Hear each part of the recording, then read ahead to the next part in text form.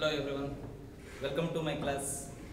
In today's session, I am going to explain the chemical properties of haloalkanes. See, in your syllabus, the chemical properties are mainly categorized into four parts. In that the first one is the nucleophilic substitution reactions of haloalkanes. And the second thing is elimination reactions of haloalkane. And the third one is reduction reaction. And the last one is reaction with metal. Okay, before going through the chemical properties of haloalkanes, first we should know the nature of carbon halogen bond in haloalkanes. Look at here. For example, generally I will consider the haloalkane. You know that halogens are highly electronegative elements. Therefore, they can withdraw the bonded pair of electrons towards it. As a result, the electron density around halogen increases, then halogen gets partial negative charge. On the other hand, the electron density around carbon decreases. Means the carbon to which halogen bonded becomes electron deficient. Therefore, the carbon gets partial positive charge. Due to the electronegativity difference between carbon and halogen, there is the existence of dipole. Therefore, the carbon halogen bond in haloalkanes is polar in nature. This is very important. The nature of carbon halogen bond in haloalkanes is polar. The polarity is mainly because of the electronegativity difference between carbon and then halogen. You know that as you move from fluorine to iodine, the atomic size increases. If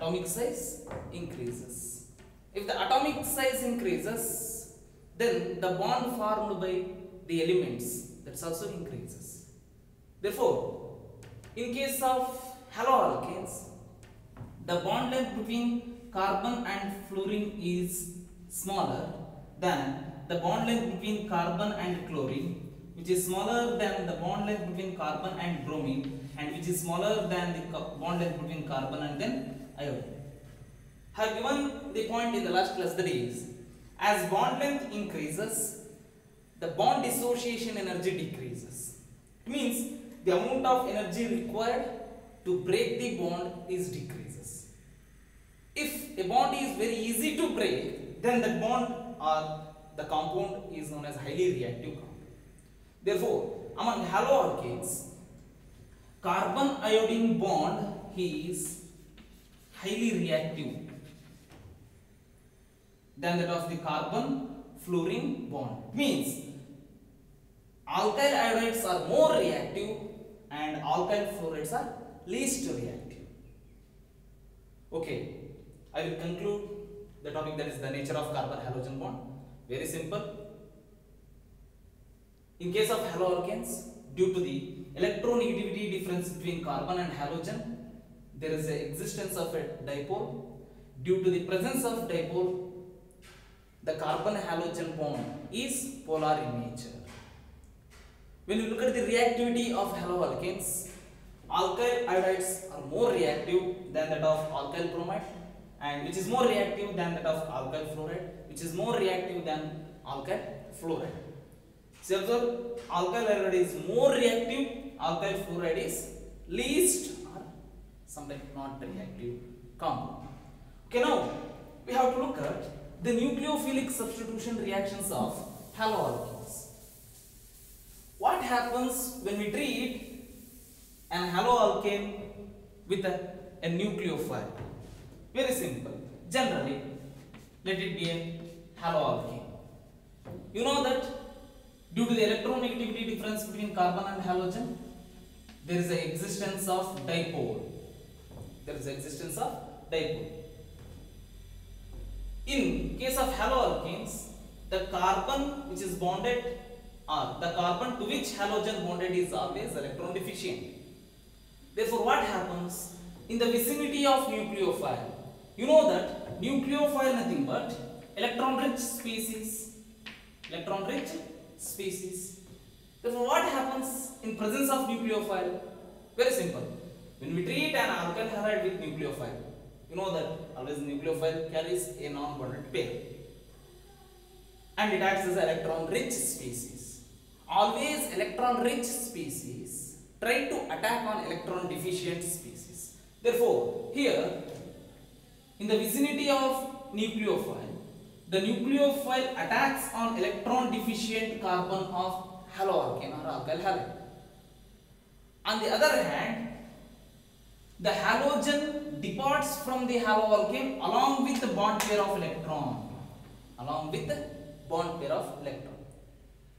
Therefore, in the resultant side, you get new carbon nucleophile bond, and the resultant product is nucleophile substituted product, and the remaining thing is halogen with a pair of electron. See observe here. This is the thing that is going in case of nucleophilic substitution reactions. Very simple. You have to remember the thing that is always nucleophile try to attack on electron deficient carbon. You know that in case of haloalkanes, the carbon to which halogen is bonded is always electron deficient. Therefore, in case of nucleophilic substitution reactions, always nucleophile try to attack on the electron deficient carbon, that is the carbon to which halogen bonded. Okay, now we have to look at some examples for nucleophilic substitution reactions of haloalkanes. Then the first reaction is reaction of haloalkane with aqueous potassium hydroxide. It is also known as aqueous potash. Potassium hydroxide is also known as aqueous potash. What does it mean? What is meant by aqueous potash? Very simple. The potassium hydroxide solution is prepared by using water. Such type of potash is known as aqueous potash. Very simple. Generally, I will consider an alkyl halide. Say over here R, then X. Let it be an alkyl halide or haloalkane, which on treatment with aqueous potash. What happens? Very simple. When we treat aqueous potash with alkyl halide, there is a formation of corresponding alcohol. Okay. Before going through the nucleophilic substitution reactions, first we should identify the nucleophilic part in the given reagent. See observe here the given reagent is aqueous potash. In aqueous potash, now our aim is to find out the nucleophilic part. Very simple. You know that potassium is electropositive element. On the other hand, you have OH group. OH group nothing but hydroxy group. Hydroxy groups usually exist with a negative charge. Therefore, in aqueous potash, OH is the negative part, K is the positive part. Therefore, in the given reagent, the nucleophile is OH minus hydroxide or hydroxy group. Very simple. What happens? Just we have to replace the halogen in alkyl halide by OH group. Then you get, say here ROH, nothing but alcohol. And the remaining thing is X is there and potassium is there. Therefore, the byproduct is KX, potassium halide. Look at the reaction. When we treat an alkyl halide with aqueous potash, it results in corresponding alcohol. This is very important reaction. For example, I will consider methyl chloride, which on treatment with aqueous potassium hydroxide. What happens? Very simple. There is a formation of corresponding alcohol. Here you have nucleophilic part, that is hydroxy group, which attacks on the electron deficient carbon of alkyl halide. Then you get CH3OH. The name of the compound is methyl alcohol or methanol. and the remaining thing is K and Cl, potassium chloride, KCl. Very important reaction for your examination. Okay, finally, you can conclude the reaction that is, when we treat alkyl halide with aqueous potash, then there is a formation of corresponding alcohol. Now we have to look at the next reaction, that is the reaction of haloalkenes with sodium alkoxide, the second nucleophilic substitution reaction. The reaction of haloalkenes with sodium alkoxide. The general molecular formula of sodium alkoxide is sodium, then oxygen, and then R, where R nothing but alkyl. Look at the general molecular formula of sodium alkoxide. Sodium is there, alkyl group is there, and then oxygen is there. Then the resultant compound is sodium alkoxide. Very simple. For example, generally RX, alkyl halide, which on treatment with sodium alkoxide in presence of an alcohol as a reaction media. In presence of an alcohol as a reaction media, what happens? Very simple. First, we have to identify the nucleophilic part in the given reagent. Sodium is electropositive element, therefore this is the positive part, and the remaining thing is oxygen and then R. Nothing but alkoxide group is the negative part. Therefore, what happens when we treat an alkyl halide with sodium alkoxide? Very simple. The nucleophilic part, alkoxy group, attacks on the electron deficient carbon of haloalkane. As a result, you get ROR. ROR. It means you get ether. And the remaining thing is NaX, sodium halide. NaX. For example, I will consider ethyl alcohol, CH3, then CH2, Cl, ethyl chloride. Sorry, ethyl, not ethyl alcohol, ethyl chloride, which on treatment with sodium alkoxide. Instead of R, I will consider methyl group. So here NaOCH3, sodium methoxide.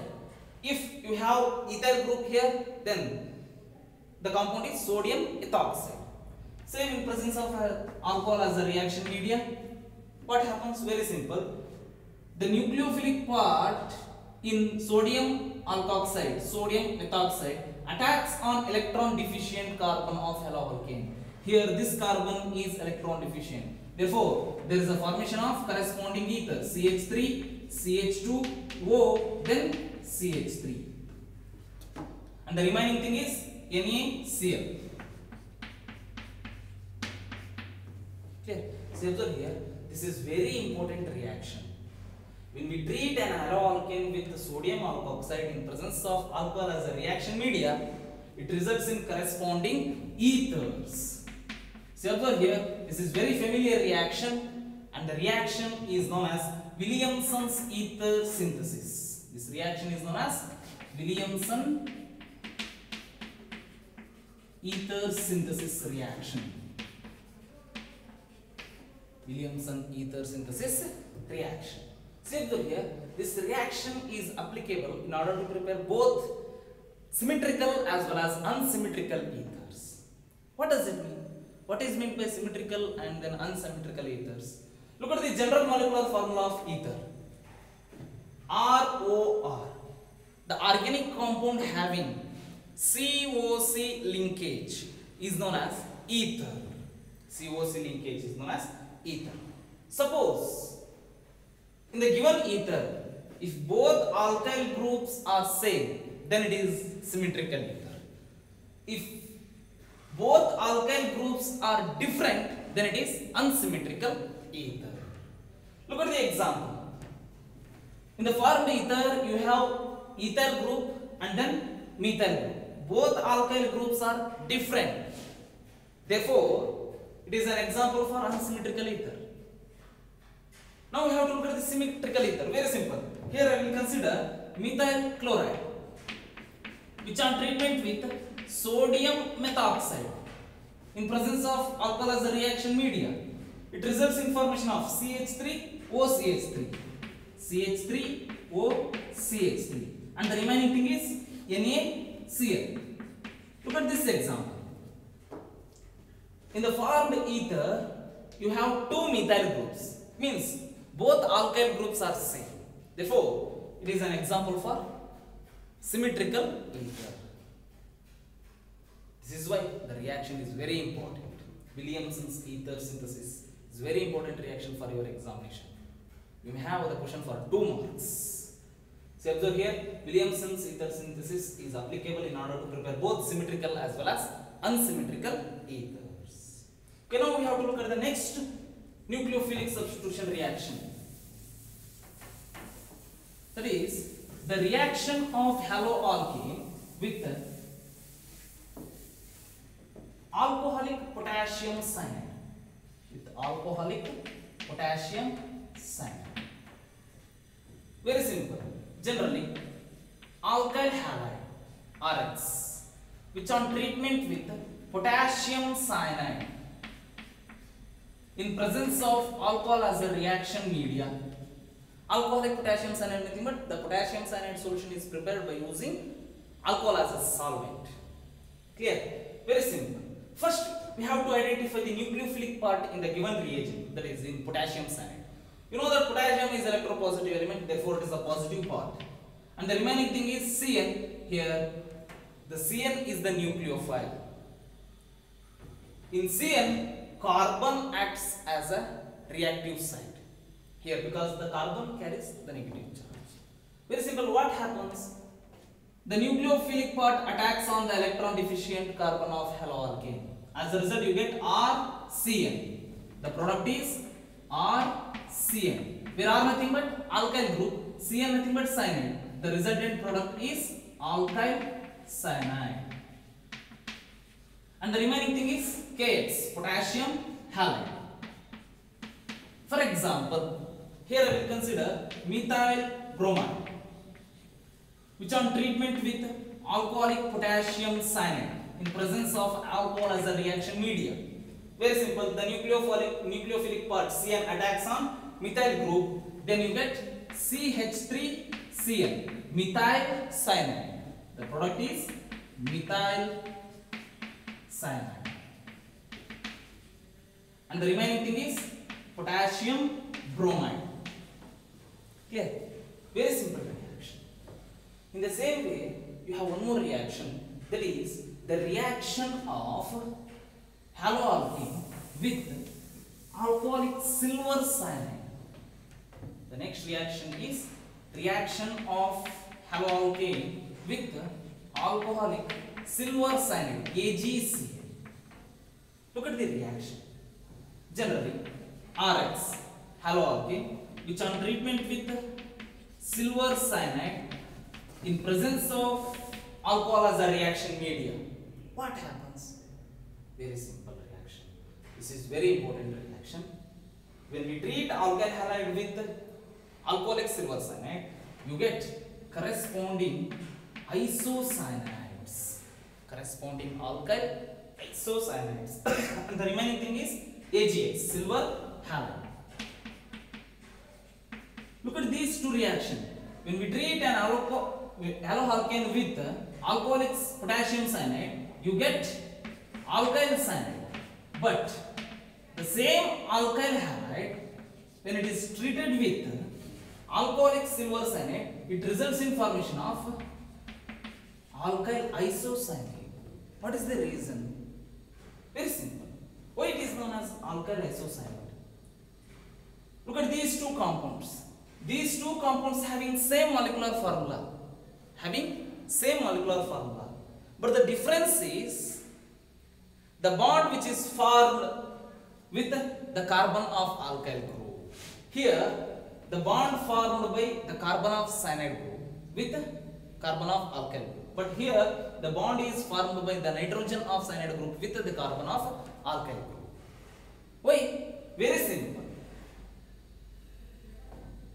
In case of potassium cyanide and then silver cyanide, potassium is electropositive element and here the carbon is non-metal, electronegative element. Therefore, the bond nature between these two groups is ionic in nature. means the potassium cyanide is ionic in nature.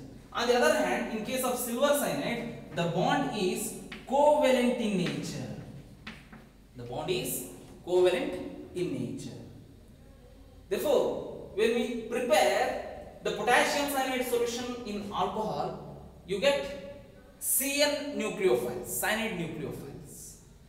But in case of silver cyanide, you can't get cyanide as a nucleophile because the bond is covalent. It doesn't undergoes dissociation. It doesn't undergoes complete dissociation in solvent. Therefore, here the nitrogen of CN group carrying a non-bonded pair, it involved in nucleophilic attack. Therefore, here you get Rn bond and here you get RC bond. Nothing but carbon-carbon bond, here carbon-nitrogen bond. This is very important reaction. You may get question like this. That is, when methyl chloride is treated with alcoholic potassium cyanide gives alkyl cyanide. But the same methyl chloride when treated with silver cyanide results in formation of methyl isocyanide. Give reason. Very simple reason. That is, the potassium cyanide is ionic in nature, but the silver cyanide is covalent in nature.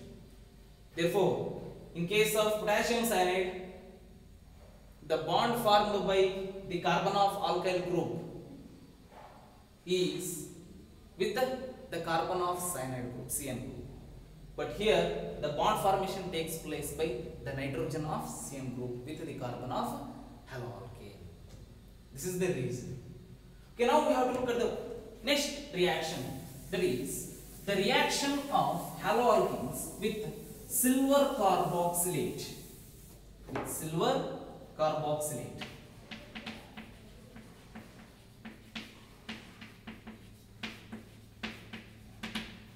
Silver carboxylate. Very simple reaction.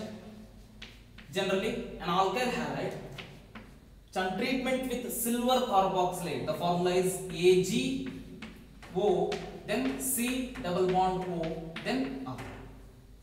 Look at the compound. This group is carboxylate group, and here you have silver. Therefore, the resultant compound is silver carboxylate. When we treat the alkyl halide with silver carboxylate in presence of an alcohol as a reaction medium, what happens? Very simple. Here, the nucleophilic part is RCOO, nothing but carboxylate ion, RCOO minus, and the electrophilic part is Ag plus. Therefore, the nucleophilic part is carboxylate. It involved in substitution. Then you get ROCOR. The product is ROC double bond OR. The name of the product is ester. What is meant by ester? The organic compound having COO linkage, then it is ester. And the remaining thing is AgX, silver halide, AgX. Very simple reaction. When we treat an haloalkane with silver carboxylate in presence of alcohol as a reaction media, it results in corresponding ester. For example, methyl chloride, which on treatment with silver carboxylate, for example AgO, C double bond O, CH3. Then what happens? Very simple. There is an attack of nucleophilic part, that is acetate ion attacks on methyl group, results in formation of CH3O, C double bond O, CH3, and the remaining thing is AgCl, silver chloride, AgCl. The product is methyl acetate. Look at the product. This is acetate group and this one is methyl group. Therefore, the name of the product is methyl acetate. Very simple reaction. The same way, the next reaction is reaction of haloalkanes with sodium hydrogen sulfide with sodium hydrogen sulfide. What happens? For example, when alkyl halide RX is treated with sodium hydrogen sulfide in presence of an alcohol, particularly ethanol, in presence of ethanol, ethyl alcohol, CH3, CH2 or C2H5OH. See observe here. When an alkyl halide is treated with ethanolic sodium hydrogen sulfide, results in corresponding alkane thiols. How the reaction takes place? Very simple. First, we have to identify the nucleophilic part. Here, sodium is electropositive, and the remaining thing, SH, is the nucleophilic part. Therefore, it is involved in nucleophilic attack. Therefore, when SH attacks on the electron deficient carbon of haloalkane, you get RSH. The name of the product is alkane thiol. SH group is known as thiol group. Therefore, the product name is alkane thiol. And the remaining thing is sodium, then halogen. Sodium halide, NaX. Very simple. For example, methyl chloride, which on treatment with sodium hydrogen sulfide in presence of an alcohol as a reaction media, results in corresponding methane thiol, CH3SH, and the remaining thing is sodium chloride, NaCl. Very simple reaction. In the same way, when we treat the haloalkane with sodium mercaptide, that is the next reaction. The reaction of haloalkane with sodium mercaptide. See observe here. The difference between sodium hydrogen sulfide and sodium mercaptide is, in sodium hydrogen sulfide you have hydrogen, this is bonded with sulfur, but in sodium mercaptide, instead of hydrogen you have an alkyl group. The reaction of haloalkanes with sodium mercaptide, very simple reaction. Generally, alkyl halide, which on treatment with sodium mercaptide, NaSr, in presence of an alcohol as a reaction media, particularly ethanol. Clear? What happens? Very simple. Identify the nucleophilic part in mercaptide. Sodium is electropositive, this is the positive part, and the nucleophilic part is Sr.